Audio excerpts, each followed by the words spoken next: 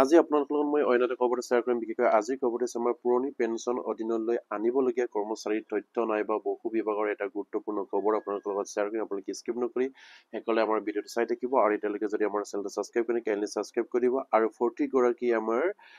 কৰ্মচাৰীসকলে যাতে এইখিনি খবৰ পায় আপোনালোকে শ্বেয়াৰ কৰি দিব আৰু নিশ্চয় আপোনালোকে স্ক্ৰীনত প্ৰত্যক্ষ কৰিছে। ইয়াত কৈছে যে কেবিনেটত সিদ্ধান্ত ৰূপায়ণত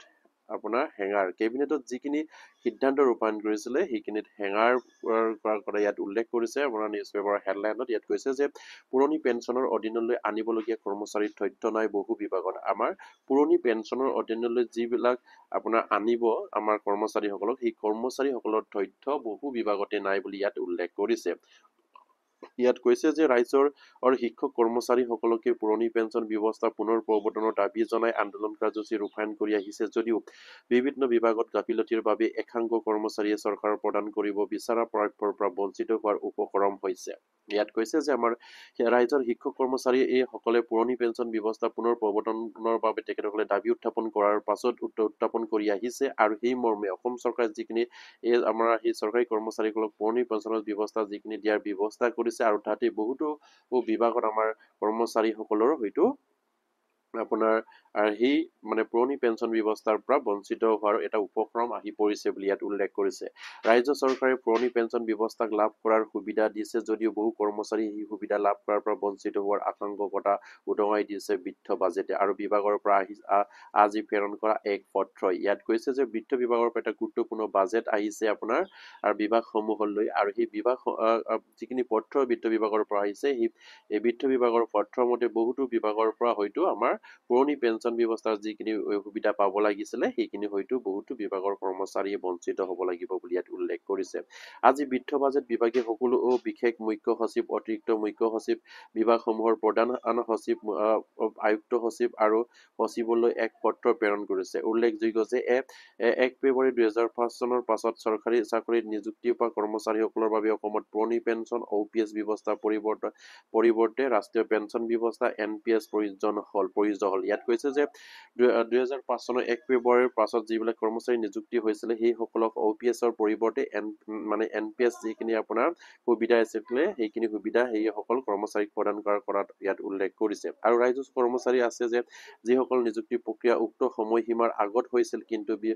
বিভিন্ন কাৰণত তেওঁলোকৰ নিযুক্তি এই হল NPSৰ প্ৰৱৰ্তনৰ পাছত। এনে কৰ্মচাৰীক OPS ব্যৱস্থা অনাৰ বাবে ৰাজ্য চৰকাৰে গুৰুত্বপূৰ্ণ সিদ্ধান্ত লোৱাৰ পাছত ইয়াত এটা গুৰুত্বপূৰ্ণ পইণ্ট উল্লেখ কৰিছে যে যিহেতু আমাৰ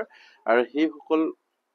কিছুমান কৰ্মচাৰীৰ কথা কৈছে ইয়াত যিহেতু 2005 চনৰ আগতে তেখেতসকলক নিযুক্তিৰ প্ৰক্ৰিয়া আৰম্ভ হৈছিলে কিন্তু কিবা এটা কাৰণত হয়তো সেই নিযুক্তি প্ৰক্ৰিয়াখিনি লেহেম হ'ল আৰু সেইবাবে 2005 চনৰ পাছত সেইখিনি নিযুক্তি হ'ল আৰু সেইসকল কৰ্মচাৰীক অসম চৰকাৰে বা ৰাজ্য চৰকাৰে সেইসকলক পুৰণি পেঞ্চন দিয়াৰ ব্যৱস্থা এটা সিদ্ধান্ত লৈছিলে আৰু সেই সিদ্ধান্ত লোৱাৰ মৰ্মে আজি বহুতো বিভাগৰ হয়তো কৰ্মচাৰীয়ে এই পুৰণি পেঞ্চন ব্যৱস্থাৰ পৰা হয়তো কিছুমান হয়তো অসুবিধাৰ কাৰণে হয়তো তেখেতসকলে হয়তো এই পেঞ্চনৰ ব্যৱস্থাৰ পৰা হয়তো আপোনাৰ বঞ্চিত হ'ব লাগিব বুলি ইয়াত উল্লেখ কৰিছে। আৰু কিন্তু বিভিন্ন কাৰণত তেওঁলোকৰ নিযুক্তি হ'ল NPS প্ৰৱৰ্তনৰ পাছত সেই কৰ্মচাৰীসকলক OPS ব্যৱস্থালৈ অনাৰ বাবে ৰাজ্য চৰকাৰে ইতিমধ্যে সিদ্ধান্ত গ্ৰহণ কৰিছে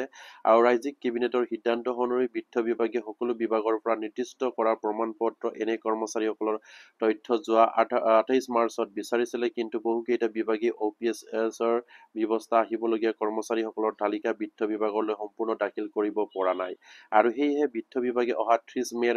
সময়সীমা নিৰ্ধাৰণ কৰি পুনৰ বিভাগসমূহলৈ তথ্য দাখিলৰ বাবে পত্ৰ প্ৰেৰণ কৰিবলগীয়া হৈছে। ইয়াত এটা গুৰুত্বপূৰ্ণ পইণ্ট উল্লেখ কৰিছে যিহেতু আপোনাৰ বৃদ্ধ বিভাগৰ পৰা 28 মাৰ্চৰ ভিতৰতে সেইবিলাক যিসকল কৰ্মচাৰী আপোনাৰ 2000 আগত যিসকল আপোনাৰ নিযুক্তি প্ৰক্ৰিয়া আৰম্ভ হৈছিলে কিন্তু কিবা এটা কাৰণত হয়তো 2005ত নিযুক্তি হ'ল সেইসকল সম্পূৰ্ণ তথ্য দিব পৰা নাই বুলি কৈছে আৰু সেইবাবে এই তাৰিখখিনি আকৌ বঢ়াই দিছে আৰু 30 মেৰ ভিতৰত সেইখিনি দিবৰ কাৰণে প্ৰত্যেকটো বিভাগলৈ সেইখিনি সময় এটা নিৰ্ধাৰণ কৰি পত্ৰ প্ৰেৰণ কৰাৰ কথা ইয়াত উল্লেখ কৰিছে। আৰু সেই সূত্ৰৰ পৰা জানিব পৰা মতে OPSৰ আওতাত আহিবলগীয়া হোৱা এনে কৰ্মচাৰীৰ সংখ্যা 10-15 হাজাৰৰ ভিতৰত হ'ব আৰু ঠিক তেনেকৈ এনে কৰ্মচাৰীৰ সংখ্যা আপোনাৰ 10-15 হাজাৰ মানৰ ভিতৰত হ'ব বুলি কৈছে। আপোনাৰ 10-15 হাজাৰ কৰ্মচাৰী হয়তো OPS ব্যৱস্থালৈ আকৌ নতুনকৈ আহিব আৰু OBB শিক্ষকসকলৰ যদিও সেই প্ৰক্ৰিয়াৰ আওতালৈ আহে কিন্তু NPSৰ পৰা OPSৰ আওতালৈ আহিবলগীয়া কৰ্মচাৰীৰ সংখ্যা প্ৰায় 25,000 হোৱাৰ সম্ভাৱনা আছে বুলি সূত্ৰটোৱে জানিবলৈ দিয়ে আৰু এক বিশেষ সূত্ৰমতে ইয়াত উল্লেখ কৰিছে যে OBB শিক্ষকসকলৰ যদিও সেই প্ৰক্ৰিয়াৰ আওতালৈ আহে তেন্তে মানে OBB শিক্ষকসকল যদি সেই প্ৰক্ৰিয়াৰ আওতালৈ যদি আহে তেনেহলে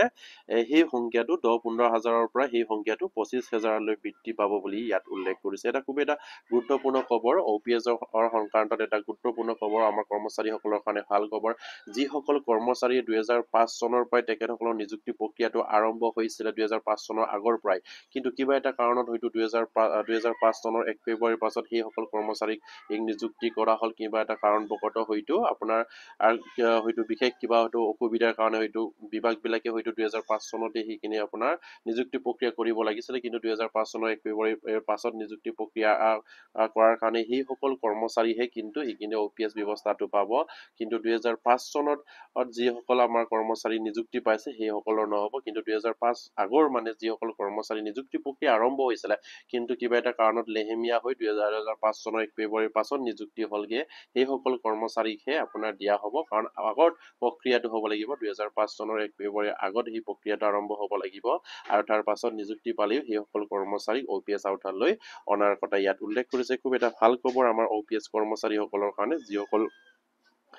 মানে OPS কৰ্মচাৰীত অন্তৰ্ভুক্ত হ'ব লাগিছিল কিন্তু তেখেতসকলে কিবা এটা কাৰণবশতঃ OPS কৰ্মচাৰীত অন্তৰ্ভুক্ত হ'ব পৰা নহল সময়মতে কিন্তু দেৰিকৈ হলেও সেই সকল কৰ্মচাৰীৰ কাৰণে ভাল খবৰ আহিছে আৰু মিনিমাম হয়তো সেই কৰ্মচাৰীৰ সংখ্যা হ'ব 25,000 লৈকে যদিহে OBB শিক্ষক কৰ্মচাৰীসকলক সেই আওতালৈ যদি আনে তেনেহলে নিশ্চয়কৈ 25,000 কৰ্মচাৰীয়ে সেইখিনি সুবিধা লাভ কৰিবলৈ সক্ষম হ'ব বৰ্তমান OPSৰ যিবিলাক সুবিধা আৰু খুব এটা সুন্দৰ খবৰ কাৰণ যিসকল কৰ্মচাৰী OPS আওতাত আহিব লাগিছিল আৰু সেইখিনি নিশ্চয়কৈ আহিবগে আৰু ইয়াত কেতিয়াও আপোনালোকে চিন্তা কৰিবলগীয়া নহয় কাৰণ আপোনালোকে এইখিনি প্ৰাপ্য পাব আৰু সেয়া অলৰেডি হয়তো কেবিনেটত সিদ্ধান্ত মৰ্মে সেইখিনি তথ্য বিচাৰিছে বিভাগৰ পৰা আৰু সেইখিনি তথ্য